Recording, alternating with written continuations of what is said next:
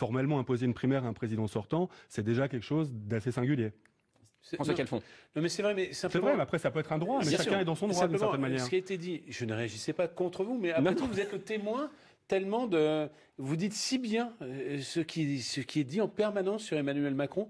Le gars, il est jeune, il est sympathique, il est charmant, tout a été dit. Il avance et il a des bons sondages. Il est en phase. Il est peut-être en phase, tout simplement. Je reprends dans les sondages. Et ça suffit de nos jours. Moi, je me pince pour entendre ça. Ça suffit de nos jours à construire un destin. Mais il faut se pincer ou il faut s'interroger formellement? Parce que formellement,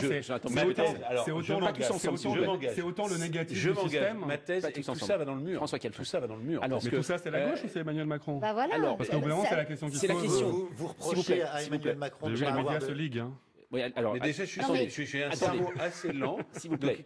Justement, j'ai une question pour vous. J'ai une question pour vous, François Calfon. Moi, j'ai un truc à dire, mais après. Après, exactement. On voit Emmanuel Macron comme Jean-Luc Mélenchon y aller sans parti, tout seul. Aujourd'hui, ça veut dire, ils ont fait le choix de ne pas passer. C'est les anti-primaristes. Alors voilà, contre les primaires, mais surtout ne plus avoir de parti. Est-ce que aujourd'hui, finalement, non, parce que Jean-Luc Mélenchon construit son parti, voilà, c'est même ça, le principal. Alors justement, est-ce que finalement, ce n'est pas aujourd'hui le choix de la primaire et le choix d'organiser des primaires, notamment à gauche, auquel participe Arnaud Montebourg, qui est ringard? C'est une excellente question. Nous, on est un peu au milieu du gué parce qu'on participe à cette primaire, et vous aurez noté qu'un peu comme au Baltrap, la direction du Parti socialiste ne nous veut pas du bien. Oui. Donc on a été obligé de construire notre propre mouvement politique qui s'appelle le Projet France. Et nous constatons quoi? Nous constatons que c'est un grand succès. Les gens viennent directement par Internet. C'est une start-up politique, un peu comme en marche. Attention, vous faites du Emmanuel Macron. Oui, mais donc je réponds, je prends ma perte ou je prends mon gain, c'est selon.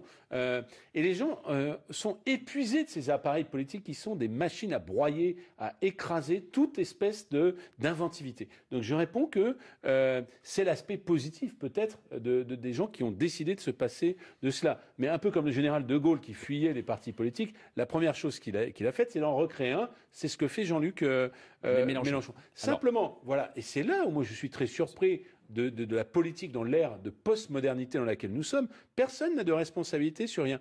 Je dis qu'on peut rattacher, mais c'est pas contre vous, je vous regarde parce que vous avez été finalement celui qui a le mieux décrit cette thèse. Je constatais que d'autres journalistes... Les hommes politiques peuvent faire la politique sans avoir de thèse et de rattachement de famille politique. Nous en avons. Je comprends très bien votre... Pas tous ensemble, s'il vous plaît. Et moi j'ai le droit d'avoir ma vision des choses.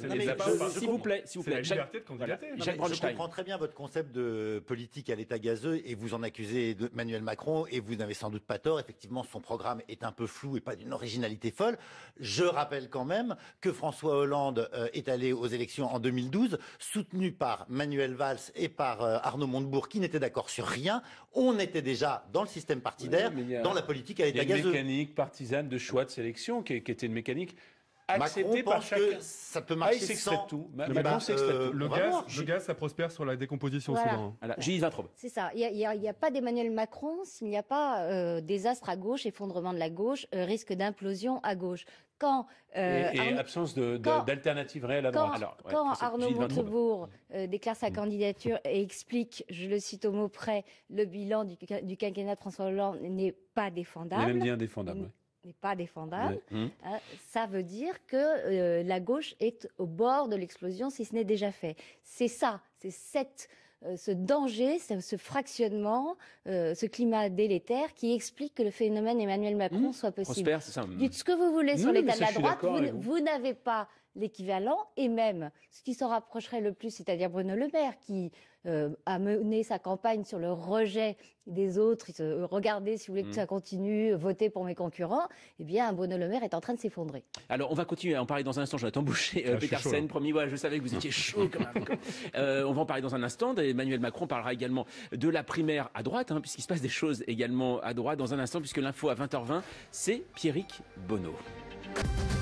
Les informés de France Info avec ce soir Judith Vintraube du Figaro, également François Calfon, conseiller régional PS et directeur de campagne d'Arnaud Montebourg, Jonathan Boucher-Petersen de Libération et Jacques Bronstein de GQ. Encore une question à propos d'Emmanuel Macron qui se déclarerait donc demain à la présidentielle. Jonathan Boucher-Petersen, finalement, on a vu un homme très en colère après Emmanuel Macron. C'était pas un homme de gauche particulièrement, c'est François Bayrou. Est-ce que ça veut dire que finalement Emmanuel Macron c'est tout simplement le candidat centriste de cette présidentielle? François Bayrou, il est embêté parce qu'il a mis tellement de préalables à sa candidature qu'il n'a pas vraiment les cartes en main pendant au moins 2-3 semaines. C'est-à-dire jusqu'au résultat de la primaire de la droite, il est obligé d'attendre, de constater. Le 27 à minuit. Le 27 à minuit, on espère, sauf Cocoeux et les remakes des grandes heures de la droite. Est-ce que vous pensez que c'est le candidat centriste finalement, Emmanuel Macron en tout cas, c'est ce qu'il occupe. C'est pas le candidat de la gauche, ça c'est sûr. Il se définit plutôt à gauche parce que c'est là dont il vient pour apporter un peu de cohérence. Mais quand on voit la façon dont les Français le regardent et là où ils trouvent formellement de l'intention de vote, il fait que ça se joue plus au centre. Centre-gauche, centre-droit. Ouais. Après, ça, c'est des choses qui sont rarement très définies hors des présidentielles.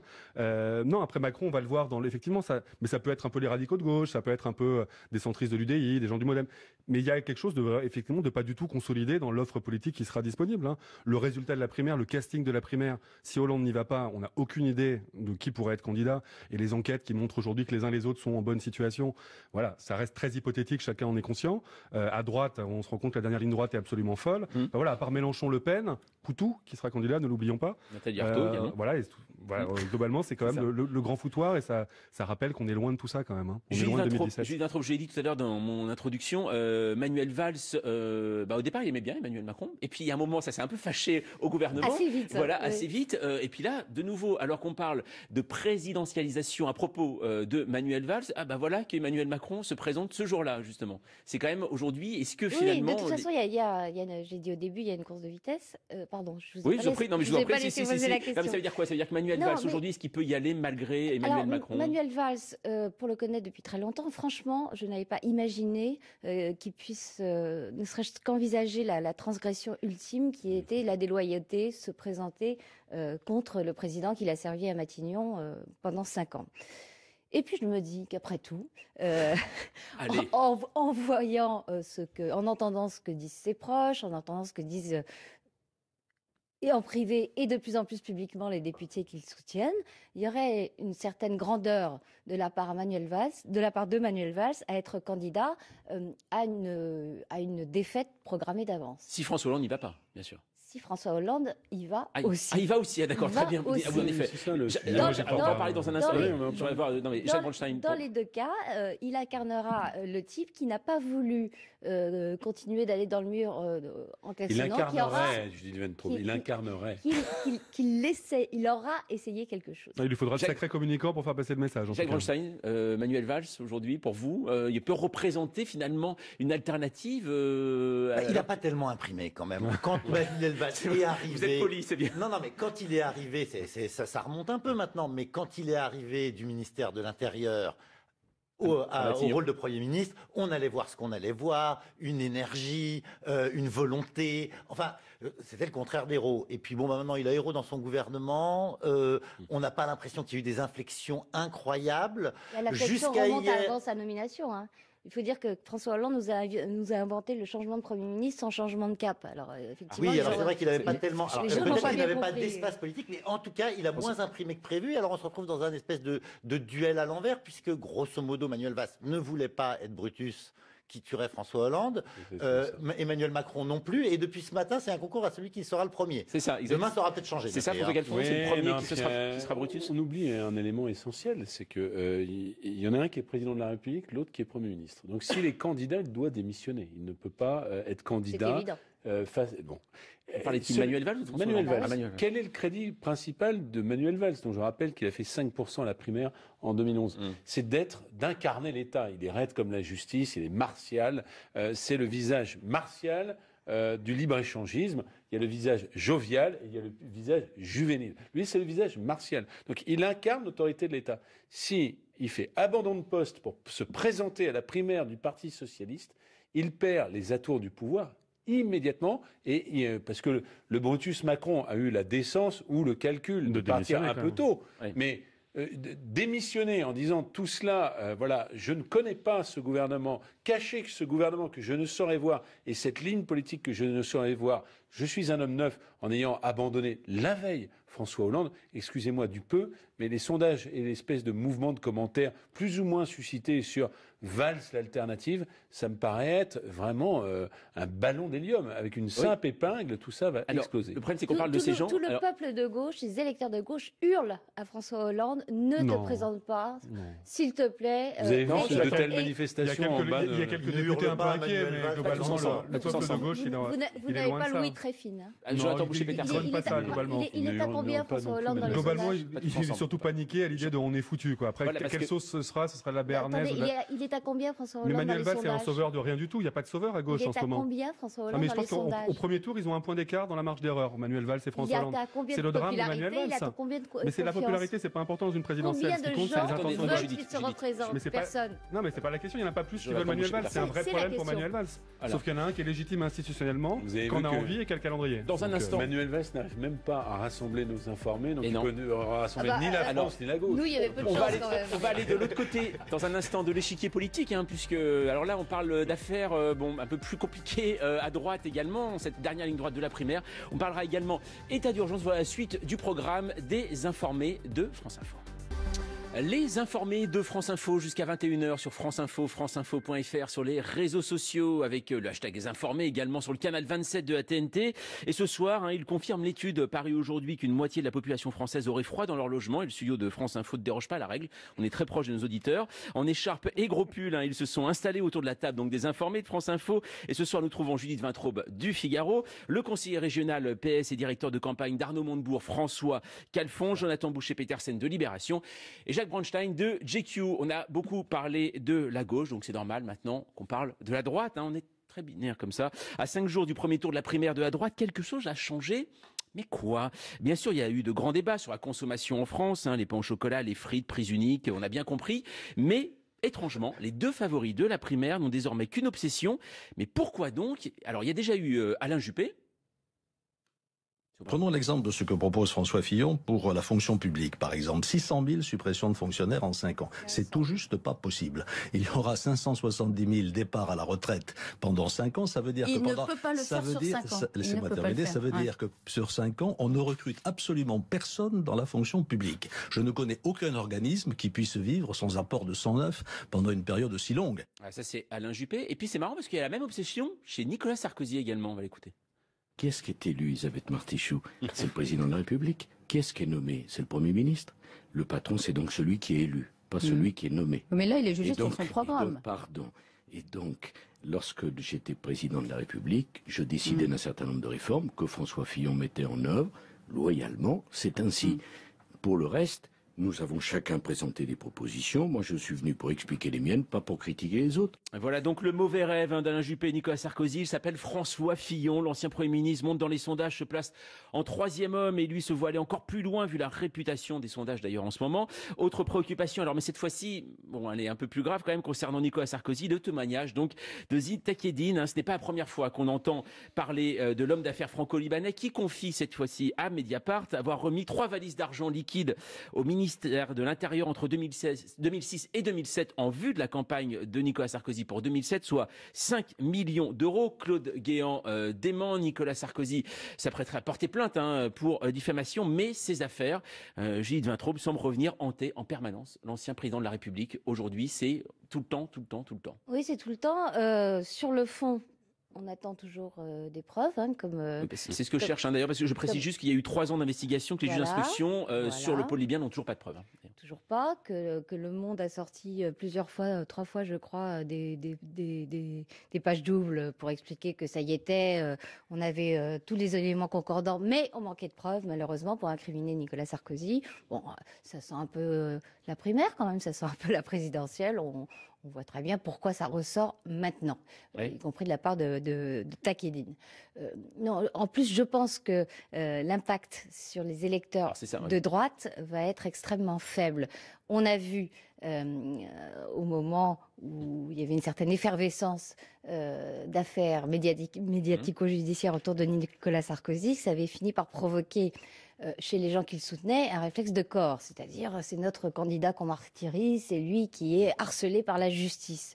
bon, ce phénomène-là va se reproduire. Plus on approchera de la primaire, de la date du scrutin de la primaire, plus ce phénomène va se reproduire. Pour les autres, oui. Inversement, non, ça empêche les candidats de droite, et François Fillon en était, d'utiliser les affaires, parce que la gauche attaque tellement fort que le moindre candidat de droite qui essaierait d'emboîter le pas ou de reprendre le discours des accusations de Mediapart au débat jeudi, ça irait très mal pour lui. L'électorat de droite n'aime pas que ça soit sur ce terrain-là. Jacques Braunstein, c'est quoi? C'est finalement, on l'a vu, c'est vrai, sur Nicolas Sarkozy a beaucoup joué ensuite sur la victimisation contre les juges. Finalement, ça peut avoir peu d'impact auprès de cet électorat-là? Je pense que ça a assez peu d'impact sur l'électorat de droite, que ce soit celui qui apprécie Nicolas Sarkozy ou celui qui ne l'apprécie pas. Bon, Takieddine, ça fait 3 ans qu'il dit la même chose. Alors, journalistiquement, c'est de mieux en mieux. Hein. C'est de plus en plus vivant. Maintenant, il y a une troisième valise, il est monté au dernier étage, dans l'appartement. C'est de mieux en mieux raconté. Mais fondamentalement, cette image un petit peu sulfureuse de Nicolas Sarkozy qui a des affaires, ça fait quasiment depuis qu'il n'est plus président de la République, voire avant, qu'il l'a. Il y a certaines personnes qui trouvent que c'est vraiment un défaut chez Sarkozy. Il vote Juppé ou Fillon, et certaines personnes qui trouvent que Sarkozy, il a toujours été comme ça, et si on l'attaque, c'est parce que c'est le meilleur, et que finalement c'est une victime, et ils sont pour Sarkozy. Ça ne change pas. Qu'il est innocent. François Calfon. Oui, mais moi, quand je vous entends, moi, je suis désolé de réagir comme un citoyen qui écoute ça, c'est proprement hallucinant. Hein, donc on dit, il n'y a rien de neuf sous le soleil, mais 12 mises en cause successives. Non, il n'y a pas de preuves. D'accord, je peux peut-être développer mon propos. Allez-y, François Calfon. 12 mises en cause successives ou en parallèle, c'est selon de Nicolas Sarkozy, et surtout derrière, un impact sur la politique française, un impact sur la politique mondiale, sur le destin de la Libye, qui a été détruite.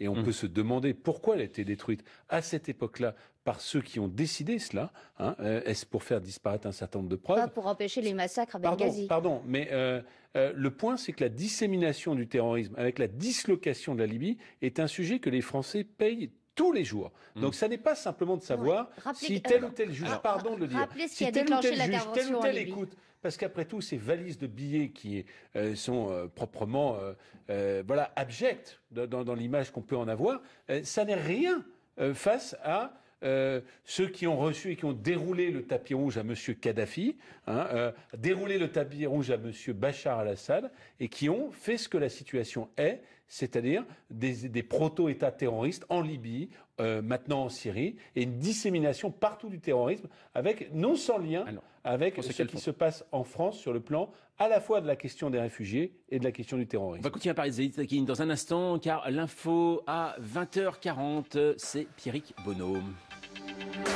C'est l'entourage de l'ancien... Les informés de France Info, nous parlons de cette invité surprise. Et oui, à la primaire de la droite, il s'agit de Ziad Takieddine. Ça vous dit peut-être quelque chose, homme franco-libanais qui a confié à Mediapart. Il aurait donc remis 3 valises d'argent liquide au ministère de l'Intérieur entre 2006 et 2016. Jonathan Boucher-Petersen, c'est vrai que ça arrive quand même 5 jours avant le premier tour des primaires des Républicains. On se dit que calendrier, c'est peut-être pas un hasard. Il y a 2 choses. Le timing, évidemment, il interroge. Le fond, c'est complètement autre chose. C'est-à-dire, effectivement, qu'il n'y ait pas de preuves formelles avec le nom de Nicolas Sarkozy sur une enveloppe. En revanche, il y a un faisceau de témoignages qui commence à être fou, de documents qui ont été tellement contestés qu'aujourd'hui, ils sont jugés crédibles. Voilà, on n'a pas le fin mot de l'histoire. C'est une affaire qui est très compliquée. Ce qui est sûr, c'est qu'on attend les témoignages formels qui viennent, prouver le contraire. À l'arrivée, on a des gens qui sont en Libye, on a des gens qui sont à Djibouti, on a des gens qui sont en Malaisie, on a ce Ziad Takieddine qui revient. Enfin, au bout d'un moment, Prague, on l'a trouvé même. Ce sera peut-être pas 5 millions, ce sera peut-être 3 millions, ce sera peut-être 2 millions. Imaginez, je pense que dans l'esprit des Français, j'allais dire, il y a forcément eu quelque chose. En tout cas, c'est le sentiment que ça donne et ça abîme assez globalement. Donc on peut se dire, il y a 2 solutions, quoi. Ou on y voit clair à court terme avant la présidentielle, et tant mieux, ça paraît très peu probable. Ou alors Sarkozy est coupable. Non, j'en sais rien. Non, j'en sais rien, mais je pense que c'est un enjeu démocratique. En vous écoutant, c'est ce qu'on... Non, mais après, on peut faire la victimisation permanente. Non, il n'y a aucun chef de l'État. Quand vous dites qu'il y a un faisceau d'indices, bien sûr, c'est ce qui justifie la poursuite de l'enquête, même. Et c'est à Sarkozy d'apporter la preuve de son innocence. Non, j'ai jamais dit ça. C'est exactement ce que... après, on peut se faire l'avocat, c'est-à-dire... Attendez, pas tous ensemble. Le problème de la posture de l'avocat, c'est qu'on déforme pour défendre. Donc juste écoutez ce que je dis et commentez. D'ailleurs, ce sera beaucoup mieux. Moi, je dis pas à Nicolas Sarkozy de prouver, parce que je connais à peu près le système de la présomption d'innocence. Il n'y a pas de souci. En revanche, quand je viens de la bafouer, non. Alors attendez, non. Il y a un faisceau d'indices c'est à lui d'apporter la preuve de son innocence et de se défendre. Bon, les gens que ça passionne cet échange réécouteront. Oui. Je pense pas que ce soit passionnant. Je crois pas avoir bafoué quoi que ce soit. N'hésitez pas. Ce qui est sûr, c'est que ça bafoue un tout petit peu ce qu'on peut attendre de l'éthique quand on voit ce qu'on découvre autour de Nicolas Sarkozy, son directeur de cabinet, les relations qu'il peut avoir avec des intermédiaires absolument sulfureux, des anciens patrons du renseignement. J'invite les gens à lire les comptes rendus d'écoute dans Le Monde, dans Mediapart. Voilà, je pense qu'il n'y a pas besoin d'être juriste ou avocat pour comprendre qu'on est dans un monde bien particulier et que c'est aussi ça ce que Nicolas Sarkozy paye aujourd'hui. On a compris que ça pourrait avoir peu d'impact. On ne sait pas encore d'ailleurs, enfin même si les fans de Nicolas Sarkozy et les électeurs de Nicolas Sarkozy, voilà, c'est l'enquête judiciaire. Je voudrais juste qu'on revienne 5 secondes sur tout de même donc cette primaire à droite. Attendez, non, François Calfon, non, une question se pose. Non, François Calfon. Non mais oui, non mais attendez. Pour quelle raison est-il revenu, évidemment? Non mais il y a quand même un sujet démocratique. Pour quelle raison Nicolas Sarkozy veut-il être élu président de la République quand on a autant d'affaires judiciaires, si ce n'est pour chercher une protection juridique par le statut de président de la République? Voilà. Et ça, c'est une question démocratique profonde que peuvent et qu'ont le droit, avant même la fin du jugement, c'est une question citoyenne, qu'ont le droit de se poser les Français. Donc il n'est pas illégitime, y compris avant que la dernière affaire ait fini son instruction, de se poser cette question, parce que un tel faisceau de présomption crée un trouble légitime. Alors, est-ce que pour ces primaires justement à droite, dont le premier tour c'est dimanche prochain, le 20 novembre, hier Alain Juppé tenait meeting au Zénith de Paris, son plus grand, de la campagne des primaires, il a déclaré que rien n'était joué. Est-ce que finalement c'est en vieux crocodile, en vieux crocodile ou pas, Julie Vintraud? C'est ça finalement? Non, il a bien raison. Regardez la volatilité des intentions de vote. Selon certains instituts qui prennent des échantillons très très larges, enfin qui tablent sur une participation extrêmement massive, on est dans la marge d'erreur entre Alain Juppé et Nicolas. Oui, au premier tour. Entre Alain Juppé et Nicolas Sarkozy. Non, au deuxième tour, c'est toujours Alain Juppé qui gagne dans toutes les configurations. Dans toutes les configurations. Mais enfin, les écarts se sont terriblement resserrés. Puis surtout, on a vu surgir François Fillon d'à peu près nulle part. On voit que ça inquiète d'ailleurs fortement Alain Juppé. Là, vous nous avez diffusé son passage sur les 600 000 fonctionnaires que François Fillon veut supprimer. Et c'est pas possible puisque c'est précisément ce qu'on embauche chaque année. Oui, sauf que François Fillon, je ne suis pas son avocate, pas plus que celle de Sarkozy, mais François Fillon veut changer le périmètre d'intervention de l'État. Donc c'est pas les postes, c'est pas les mêmes postes qu'on veut supprimer. Alors, on n'a pas vraiment le détail des 600 000 dans le programme de Fillon, c'est le moins Si, plongez-vous dans le programme. Alors on va y venir après. Alain Juppé est là depuis 30 ans, il a la réputation d'être sérieux et les gens ne le trouvent pas très sympathique. Avec ce qui est arrivé à Hillary Clinton aux États-Unis, il dit rien n'est joué, venez voter, c'est normal. Il a dit je ne suis pas Hillary. Il a dit je ne suis pas Hillary. Lui aussi, ça l'inquiète cette affaire. On entend souvent dire que finalement les Français, c'est vrai, semblent s'intéresser à cette primaire. Ils iraient voter assez nombreux. Est-ce que pour vous, il y a cette idée que les Français, finalement, je sais que vous soutenez Arnaud Montebourg, mais vont choisir leur président? Il y a évidemment dans la question de la primaire de la droite, vu l'état d'atomisation de la gauche, je ne suis pas dans... Vous êtes un peu dans le réel. Voilà, mais je ne suis pas aveugle sur cette situation. Même si je pense que le produit essentiel est quand même le président de la République lui-même qui s'est évertué comme ça à fragmenter la gauche. Je ferme cette parenthèse. De façon évidente, il y a des Français qui disent je vais choisir dans la primaire de la droite le futur président. Et d'ailleurs, Alain Juppé a fait campagne là-dessus. C'est-à-dire qu'il a convoqué quelque part, il dit il est déçu de François Hollande. Revenez à moi. Bon, je leur dis quand même qu'ils vont payer 2 € le prix de leur déception. Parce que ils sont en train d'ergoter sur 600 000. C'est 2 € par tour. Je dis, il va être trop, il y a des enchères qui montent. 2 € par tour. Je leur annonce, avant même qu'ils déposent le bulletin Alain Juppé dans l'urne, que finalement le choix, c'est de savoir si on aura une super austérité ou une méga austérité, un super plan social dans la fonction publique ou un méga plan social dans la fonction publique. Mais avec tous les candidats, y compris avec M. Poisson, avec tous les candidats, y compris avec M. Poisson, je leur annonce une très grande loi El Khomri. Donc on aura, grâce à eux, aux 4 € payés par les électeurs de gauche, des très grandes manifestations. Je pense que François Calfon connaît suffisamment les phénomènes électoraux pour pas imaginer que c'est pour le programme économique d'Alain Juppé que les électeurs de gauche y vont. J'avais cru comprendre, et c'était assez largement commenté, que c'était pour barrer la route à Nicolas Sarkozy. Et que ça se jouait en rien sur le nombre de fonctionnaires ou quoi que ce soit. Simplement l'exercice fait par le Figaro. mais pour comparaison des programmes. Une certaine, très proches. c'est pas là-dessus que ça se joue. Une certaine idée de la République et la perspective d'un deuxième tour Sarkozy-Le Pen qui fait s'évanouir beaucoup d'électeurs de gauche. Mais vous savez, attendez, Juppé comme président, c'est avoir Marine Le Pen dans 5 ans. Non, ça c'est du fantasme. Ça c'est du fantasme, c'est un espèce de vote utile pour reprocher au pouvoir actuel. Donc ça n'a pas grand sens. Un vote utile pour monsieur Juppé. Mais non, mais de dire ça, je veux pas l'espèce de fantasme, si vous votez ça en 2017, vous aurez ça en 2022, c'est vraiment quand on n'a plus d'arguments. C'est aussi l'argument de François Fillon. Oui, mais c'est nul. C'est aussi l'argument de François Fillon. Fillon. D'accord. Bah oui, je suis désolée. Le nul et le bon nous est donné par Libération. Non, mais suis tout pas à tous fait. ensemble. L'espèce de pression sur attention 2022, ça va être horrible, faites pas n'importe quoi en 2017. Mais vous savez que c'est de la météo.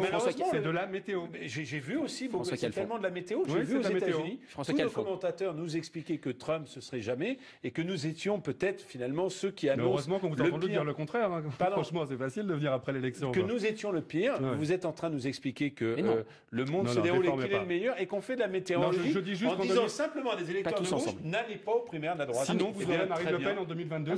François Calfon, vous êtes révélé filloniste ce soir. Écoutez, bravo en tout cas. Voilà, ça arrive. Non, mais ça arrive. Vous savez, c'est pas. Mais en tout cas, je note finalement les. Commencez par les invitations de Libération à la primaire de la droite. Votez Juppé. Jacques Braunstein, pour vous, cette histoire. Attendez, si tu veux, cette histoire de les Français iraient voter pour leur président. Déjà un premier tour sur la primaire de droite.